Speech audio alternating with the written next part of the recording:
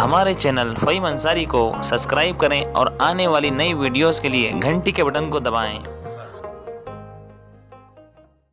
ایک وظیفہ ہے، بڑا زبردست وظیفہ ہے، جو اس عمل کو کرے گا نا اللہ تعالیٰ اس کو عجیب و غریب مال عطا فرمائیں گے، اور مالی اعتبار سے کبھی بھی وہ پریشان نہیں ہوگا، مالی اعتبار سے کبھی بھی پریشان نہیں ہوگا۔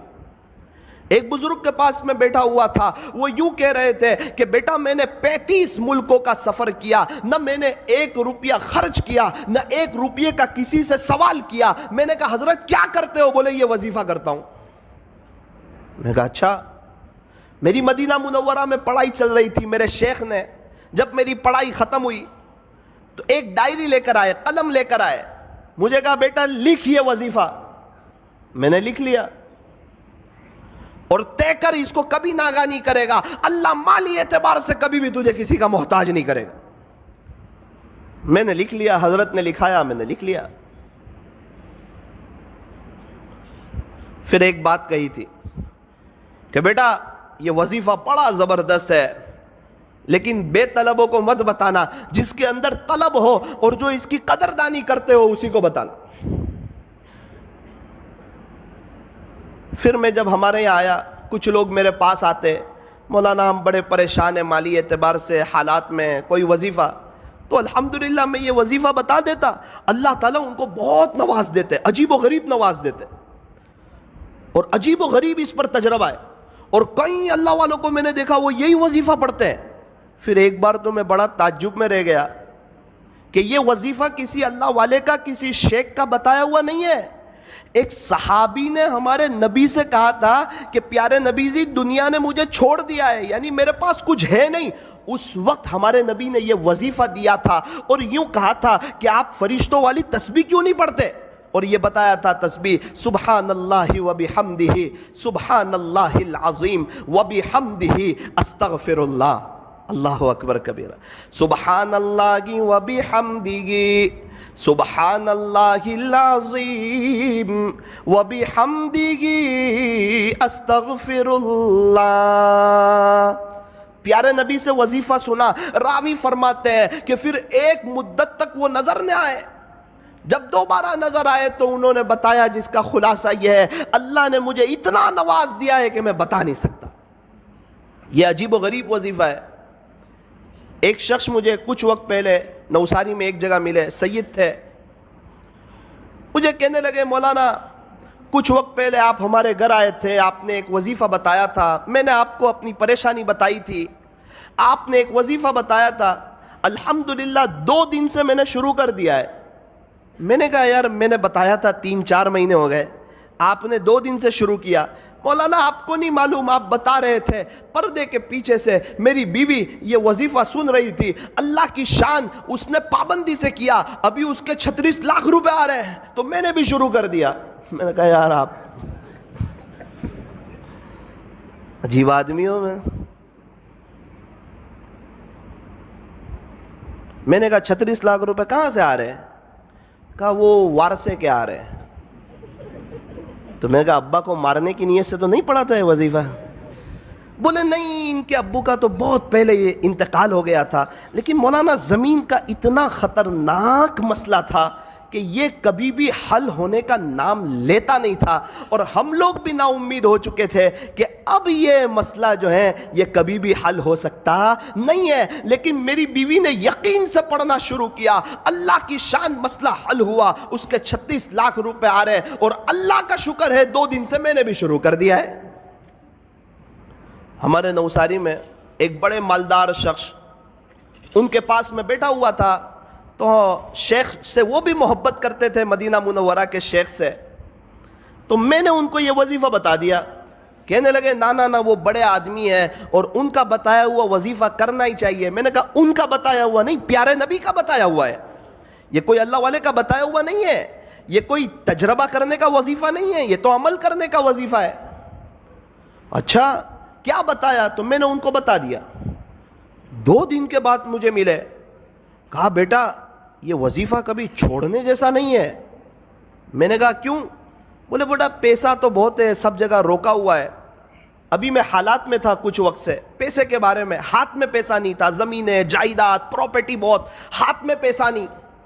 تو میرا بڑا بیٹا میرے پاس آیا اور یوں کہنے لگا ابا بہت پہلے آپ کے 70,000 روپے میرے پاس تھے، وہ ابھی آپ لے لو 70,000. بولے، میں نے بولا پھر؟ بولے اب کبھی یہ وظیفہ نہیں چھوڑوں گا. اللہ اکبر کبیرہ. اور شیخ خود فرماتے تھے میں نے جس کو بھی بتایا، جس نے بھی یقین سے پڑھا بیٹا آج سب کروڑ پتی ہے، اور جس نے بغیر یقین کے پڑھا وہ جہاں تھے آج وہاں کے وہیں ہیں.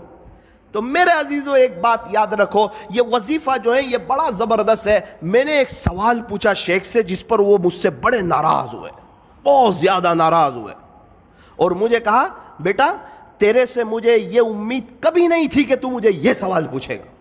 میں نے کہا شیخ یہ جو وظیفہ پڑھیں گے 100 مرتبہ تو صرف رزق میں برکت ہی ہوگی یا ثواب بھی ملے گا؟ تو بہت ناراض ہو گئے. ایک مثال سے سمجھایا مجھے کہ 400 روپے کلو کی چائے ہو اور اس پر 50 روپے کی ڈول کی آفر ہو تو تجھے صرف ڈول ملے گی یا چائے بھی ملے گی؟ میں نے بولا وہ تو چائے ملے گی، ڈول فری میں آ رہی. بیٹا اسی طرح جب تو یہ اللہ کا نام لے گا، اللہ کی پاکی بیان کرے گا، اللہ کی حمد بیان کرے گا، صبح صبح اللہ سے معافی مانگے گا، اس کا ثواب تو ملے گا. یہ تو صرف اسکیم ہے کہ اللہ اس میں رزق میں اضافہ فرمائے. اللہ اکبر کبیر. تو آپ کو بھی یہ وظیفہ یہ عاجز بتاتا ہے، طے کرو انشاءاللہ، پابندی سے پڑھیں گے انشاءاللہ، بہت فائدہ ہوگا انشاءاللہ. رزق میں صرف پیسہ نہیں آتا، رزق میں بیوی بھی شامل ہے، بچے بھی شامل ہے، رزق میں بہت سی چیزیں شامل ہے. اللہ تعالی ہمارے رزق میں برکتیں عطا فرمائیں گے. سبحان اللہ و بحمدہ، سبحان اللہ العظیم و بحمدہ، استغفر اللہ. پھر شیخ نے کہا بیٹا لیکن اس کا ایک وقت ہے، اسی وقت پڑھ سکتے ہیں،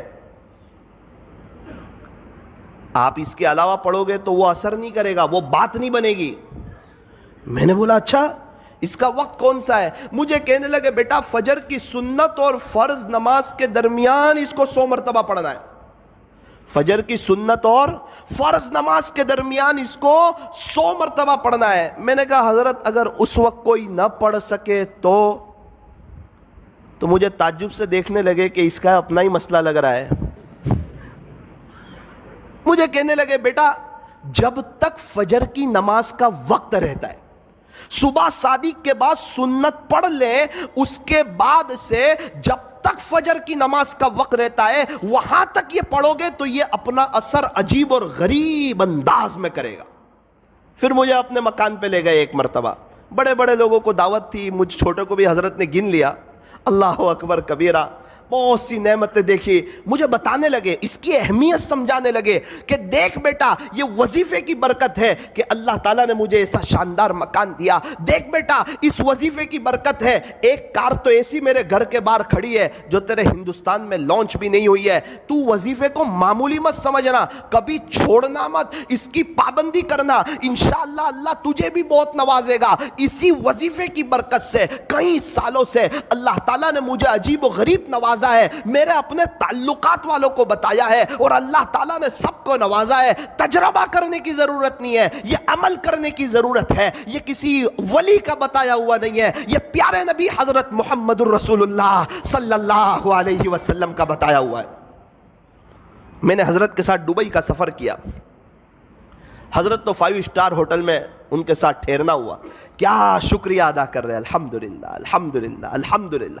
کھانا کھا رہے ہیں، شکریہ ادا کر رہے ہیں. شیپ میں بیٹھے ہوئے شکریہ ادا کر رہے ہیں. اللہ کی نعمتوں پر شکر شکر شکر. میں نے حضرت کے گھر دیکھا، الحمدللہ الحمدللہ. کھجورے کھا رہے ہیں، الحمدللہ. قہوہ پی رہے ہیں، الحمدللہ.